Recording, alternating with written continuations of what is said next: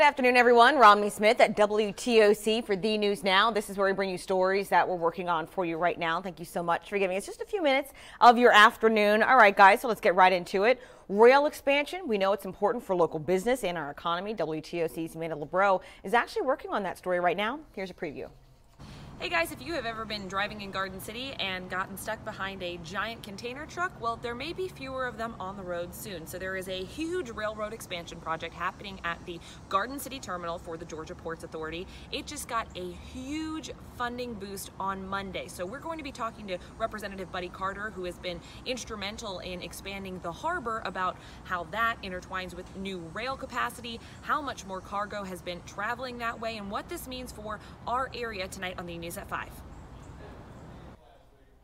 All right, let's get to Florence because that is still an issue. Savannah emergency responders are still busy in the Carolinas helping up from Florence. Coast Guard Air Station Savannah crews spending days surveying the Myrtle Beach area. They're mostly looking for people stuck in flooded vehicles. While Florence progresses inland, its very slow trek has emergency crews ready to respond at a moment's notice. So right now I don't believe there's any plans to change, and we're just kind of in a state of being ready to respond as much as needed. There may be some more flooding still. It's not over yet, and so we're prepared to respond to that if it's definitely in our area of responsibility. WTOC's Danielle Lewan will actually join those crews in a flight today, right now, to survey the Horry County area. We have a preview of her story coming up at 3 p.m. Also, within the last 20 minutes, we learned that President Donald Trump will head to North Carolina tomorrow.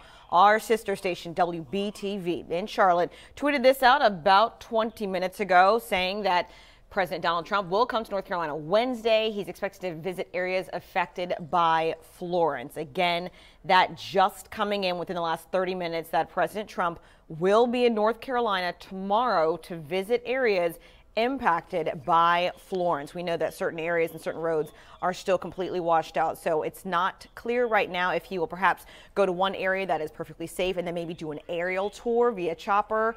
But as soon as we get that information, we will pass it along to you. Also, just coming in, South Carolina Governor Henry McMaster will speak at 2:30 to give an update on the aftermath of Florence and the impact that's still taking effect right now in South Carolina. We will have someone listening in and bring you the very latest in the news starting at 4 and 5 this evening. Also, in relation to the school closures and weather, we know that we had a couple schools close on Friday. Savannah canceled schools in response to Florence, and now we know the makeup days. Savannah Chatham Public Schools have designated Monday, October 8th as the makeup day for taking this past Friday off. October 8th was a student staff holiday and a designated makeup day if needed, and so it's official because of Florence and being closed Friday. October 8th will now be a regular school day for all Savannah Chatham Public School students. Also sticking with weather, but not exactly Florence related. We are expecting some rain this afternoon. WTOC meteorologist Cutter Martin has more.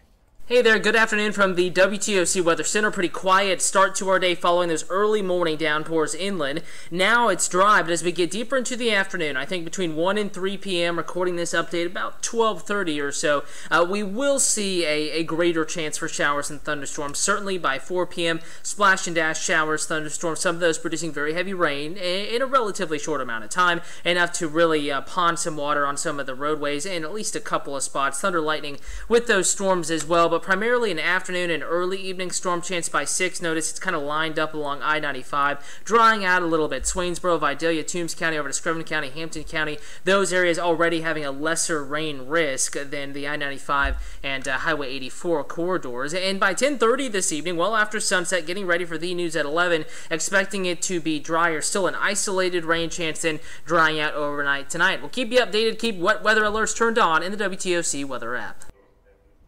All right, and sticking with weather, we have a viewer, Sharifa Abdul Wahid, saying checking in from sunny right now, Coffee Bluff.